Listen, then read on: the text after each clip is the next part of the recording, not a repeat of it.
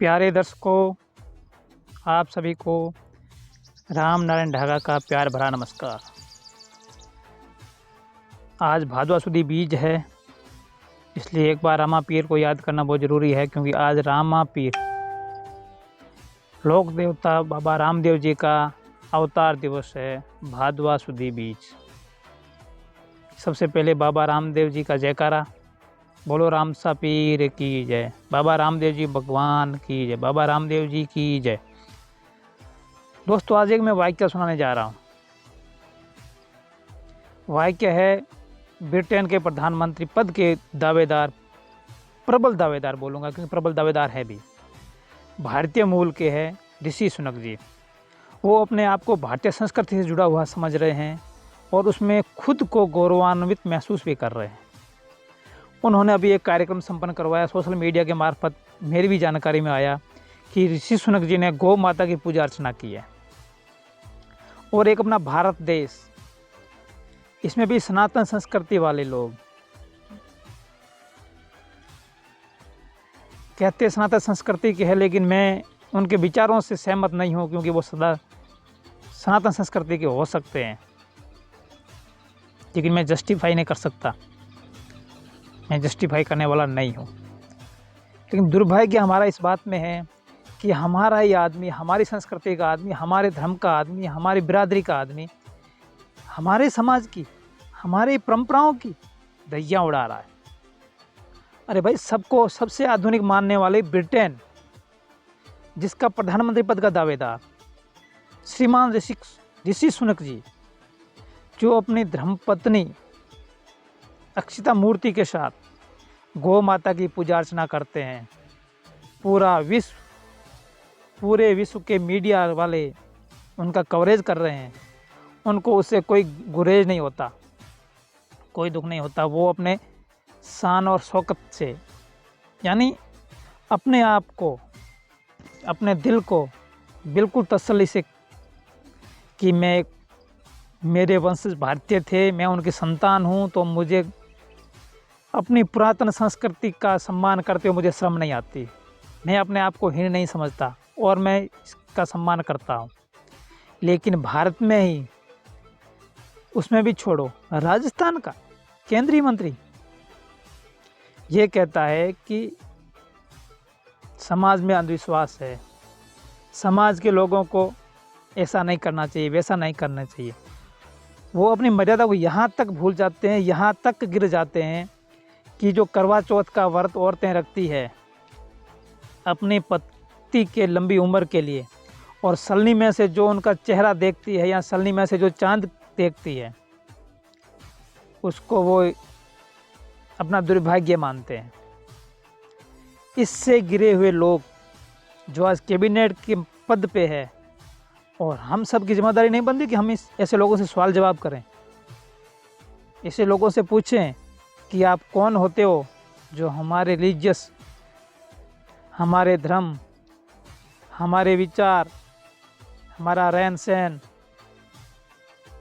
और हमारी संस्कृति के ऊपर आप अंगुली उठाने वाले। एक दिन यही हमारा पतन का कारण होगा। मैं पुनः कह रहा हूँ, आज हम उन विचारों की अनदेखी कर रहे हैं। आने वाला समय में अगली पीढ़ी हमें माफ़ नहीं करेगी और हम ही अपने पतन के कारण बन रहे हैं। हम ही अपने पतन की नींव मजबूत कर रहे हैं, क्योंकि हमने उसका विरोध ही नहीं किया। एक आध दिन किसने बोल दिया तो उसके खिलाफ हो गए। अरे भाई, वो सनातन संस्कृति की धज्जियाँ उड़ा रहा है खुलेआम मंच पे, वो भी राजस्थान गवर्नमेंट का केंद्रीय मंत्री।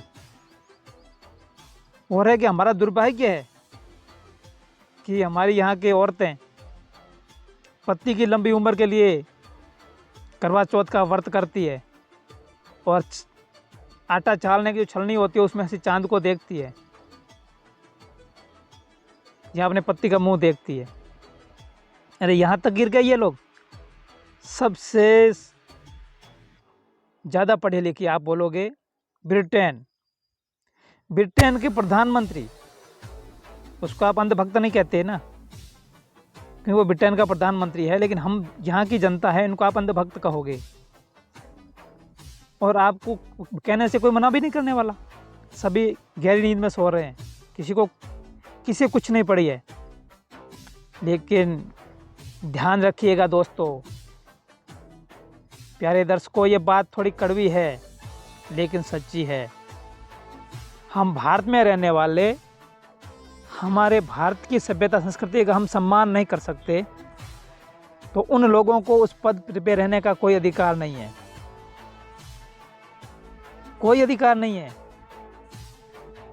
राजस्थान का केंद्रीय मंत्री कहता है कि हमारा दुर्भाग्य है कि औरतें करवा चौथ का व्रत करती है और हम उनका विरोध नहीं कर सकते ना, नहीं करेंगे अपने तुच्छ राजनीतिक स्वार्थ के लिए या अपने तुच्छ व्यक्तिगत स्वार्थ के लिए। अरे तुच्छ व्यक्तिगत स्वार्थ के लिए करोगे तो आने वाले समय में जो हिंदुओं के साथ अभी पाकिस्तान में हो रहा है वो अब भारत में होगा।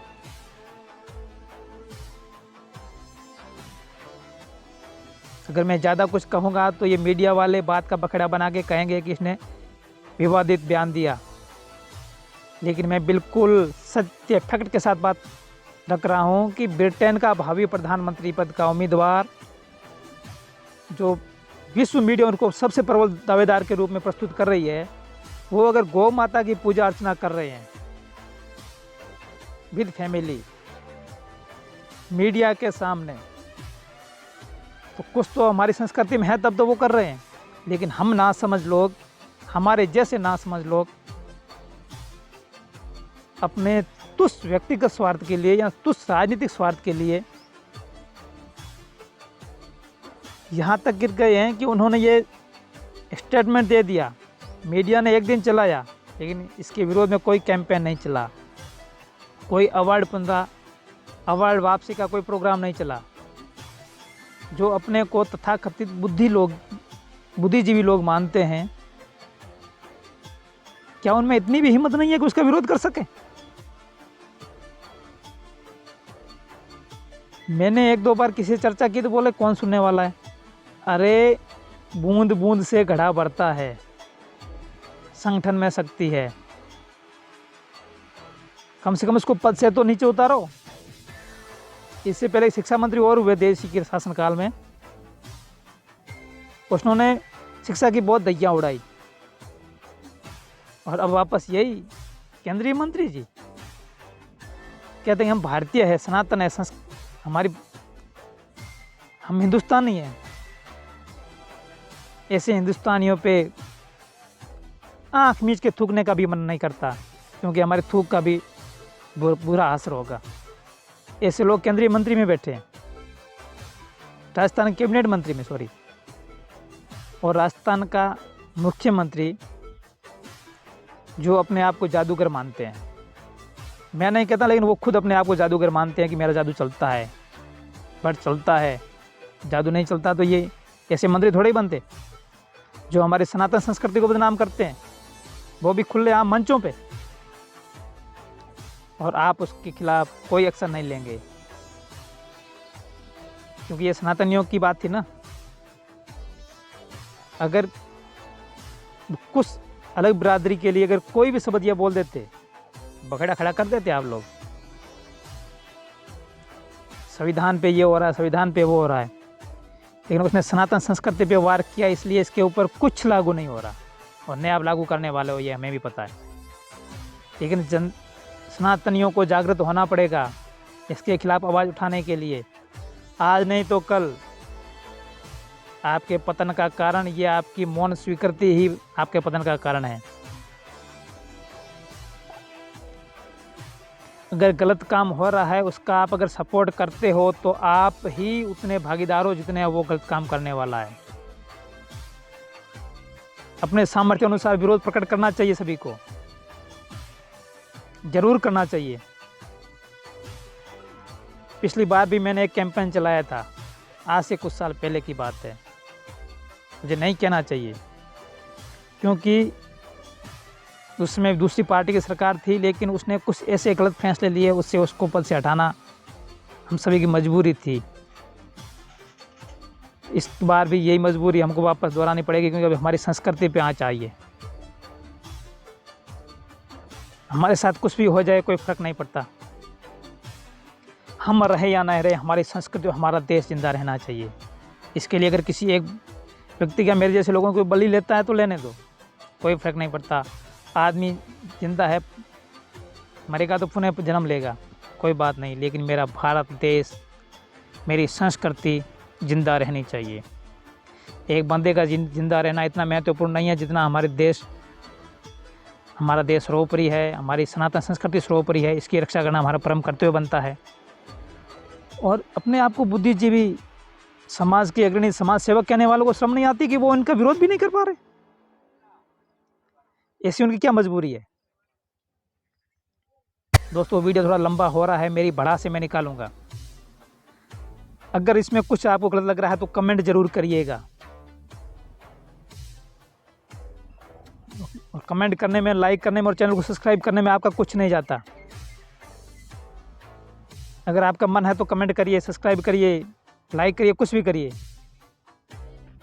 अगर मैं गलत कर रहा हूं तो मुझे इस बात से ज़रूर अवगत कराइएगा। लेकिन मैं नहीं मानता कि मैं कुछ गलत कर रहा हूं या गलत बोल रहा हूं। मुझे भी जो भी लग रहा है मैं बिल्कुल परफेक्ट सत्य बोल रहा हूं। क्योंकि आज विश्व में भारतीय संस्कृति की वाहवाही हो रही है। जो भी पाश्चात्य संस्कृति के लोग हैं वो भारतीय संस्कृति से जुड़ना चाह रहे हैं। वो पीसफुल टाइम, जो अपना महत्वपूर्ण समय है वो निकाल के भारत में आ रहे हैं अपने आध्यात्मिक शांति के लिए, मन की शांति के लिए। और हम भारत के लोग, हमारी संस्कृति का मजाक उड़ा रहे, हम उसका विरोध नहीं कर सकते। तो अभी भारत में कौन आएगा आने वाले समय में? हम ही अपनी बेइज्जती का सबसे बड़ा आधार बन रहे हैं दोस्तों। सबसे बड़ा आधार हम खुद बन रहे हैं। हमको विरोध करना चाहिए। अगर ये मेरी बात सत्य है तो इसको शेयर करो, कमेंट करो और पूरी दुनिया को बताओ कि इन्होंने गलत किया था। जो केंद्रीय मंत्री थे, जो कैबिनेट मंत्री थे राजस्थान गवर्नमेंट के, उन्होंने हमारे संस्कृति के ऊपर धावा बोला और करवा चौथ को एक दुर्भाग्य की बात इन्होंने करार दिया। ये कौन होते हैं जस्टिफाइड करने वाले? ये कौन होते हैं जज जो हमारी सभ्यता और संस्कृति को भी सर्टिफिकेट देने के लिए तैयार हो जाते हैं? शर्म नहीं आती है ऐसे लोगों को? उन लोगों को शर्म भी नहीं आएगी, क्योंकि हम लोग सोए पड़े हैं ना। हम लोग सनातनी वाले सोए पड़े हैं कुंभकर्ण की नींद में। आपने रावण का वध सुना होगा। रावण का वध किसकी वजह से हुआ था? राम शक्तिशाली थे या राम सर्वज्ञाता थे उसकी वजह से नहीं। उसमें जो मेन कारण बाद में पता चला था, जब श्री राम जी ने अपने अनुज छोटे भाई लक्ष्मण जी को रावण के पास भेजा था कि जा उसे कुछ ग्रहण कर। तो जब उनके पास वो गए, उनसे पूछा, यानी काफ़ी कुछ प्रयास करने के बाद में लक्ष्मण जी गए थे, तो उन्होंने पूछा कि लक्ष्मण, रावण बता, तेरी मौत किस लिए हुई? क्योंकि तेरे को आशीर्वाद प्राप्त था कि सामने वाले की आदि शक्ति तेरे पास अपने आप आ जाती थी और कुछ तेरी शक्ति मिलकर तू उसको हरा देता था।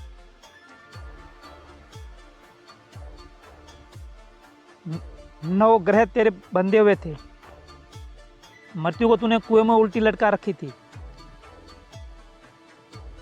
इतने आशीर्वाद तेरे पास थे, तेरे को मिले हुए थे, फिर भी तेरी मौत क्यों आई? तब रावण ने एक ही जवाब दिया था कि आप अपने भाई के साथ खड़े हो, लेकिन मेरा भाई मेरे साथ नहीं, आपके साथ खड़ा है। मेरी दुर्गति का सबसे बड़ा वही कारण है, वही मेरी गलती है, क्योंकि मैंने ही मेरे भाई को लात मारी थी। मैंने ही मेरे भाई को निकाला दिया था। और वही बात आज मेरे लिए काल की ग्रास बन के आई है और मैं अपनी अंतिम यात्रा पे निकलने वाला हूँ। तो ये कुछ ऐसे लोग जो अपनी संस्कृति को डुबोने के लिए तैयार हैं, इनका विरोध हमें, जितनी अपनी प्रबल संभावना है, जितनी अपनी प्रबल शक्ति है, उसके साथ इसका विरोध हमें करना चाहिए। जितना जल्दी करोगे उतना जल्दी इसका रिजल्ट भी आना शुरू हो जाएगा। तो अब प्यारे दर्शकों, आपने इस वीडियो को यहाँ तक देखा है तो इस वीडियो को लाइक ज़रूर करें, शेयर ज़रूर करें और कमेंट में भी ज़रूर बताएं और चैनल को सब्सक्राइब करना ना भूलें। और अगर इस मेरे कैंपेन को आप जारी रखना चाहते हैं तो मेरा हौसला अफजाई के लिए इस यूट्यूब चैनल को सब्सक्राइब करें, ज़्यादा से ज़्यादा लोगों को शेयर करें। और इसमें अगर कुछ बदलाव, कुछ हेल्प, कुछ सपोर्ट आप करना चाहते हैं तो कमेंट बॉक्स में मुझे ज़रूर बताएं। धन्यवाद। वंदे मातरम। भारत माता की जय।